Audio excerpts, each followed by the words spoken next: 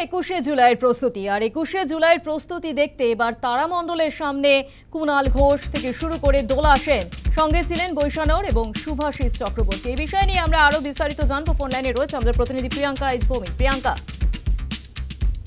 একেবারে স্বপ্ন দেখো, 21শে জুলাই আসতে হাতে বেশি দিন সময় নেই। তার আগে প্রস্তুতি কিরকম হবে জায়গা দেখার জন্য, পরিদর্শনের জন্য আজকে তৃণমূলের কালীঘাট বলা ভালো, কালীঘাট তৃণমূলের সদস্যরা বা নেতৃত্বরা তারা পৌঁছে গেলেন। কুণাল ঘোষ, দোলা সেন, শুভাশিস চক্রবর্তী, বৈশানর তারা কিন্তু ছিলেন আজকের পরিদর্শন করলেন তারা, যেখানে কলকাতা হাইকোর্টের নির্দেশ ছিল যে বিড়লা তারামণ্ডলের সামনে তারা এই 21শে জুলাই পালন করতে পারবে। সেই অনুমতি নেওয়ার পর বিড়লা তারামণ্ডলের সামনেই যে কালীঘাট তৃণমূল তাদের 21শে জুলাই পালন করবে, সেই বিষয়ে যে প্রস্তুতি পর্ব সেটাই কিন্তু খতিয়ে দেখার জন্য নেতৃত্বরা পৌঁছে গেছিলেন আজকে।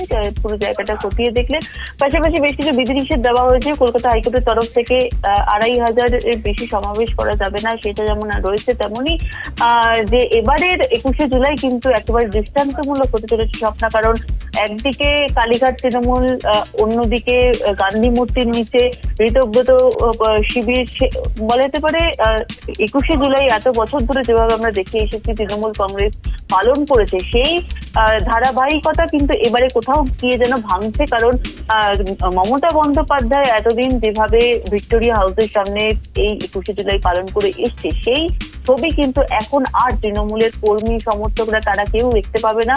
বরং মমতা বন্দ্যোপাধ্যায় তার 21শে জুলাই যে সমাবেশ করতে চলেছে সেটা কিন্তু একেবারে ধর্মতলা থেকে বেশ কিছুটা দূরে বিড়লা তারামণ্ডলের সামনে। এই জায়গাটা কালীঘাট তৃণমূল শিবিরের তরফ থেকেই কিন্তু বেছে নেওয়া হয়েছিল এবং আদালতে সেই প্রস্তাব দেওয়ার পরে সেটা রাজ্যের তরফ থেকেও কিন্তু গৃহীত হয়েছিল এবং সেখানে আদালতের অনুমতি পাওয়া যায় 2500 জনের বেশি জমায়েত করা যাবে না। বেশ কিছু বিধিনিষেধ রয়েছে। তবে এবার দেখার এই 21শে জুলাই কি ছবি দেখায় নতুন আমাদের। ধন্যবাদ প্রিয়াঙ্কা।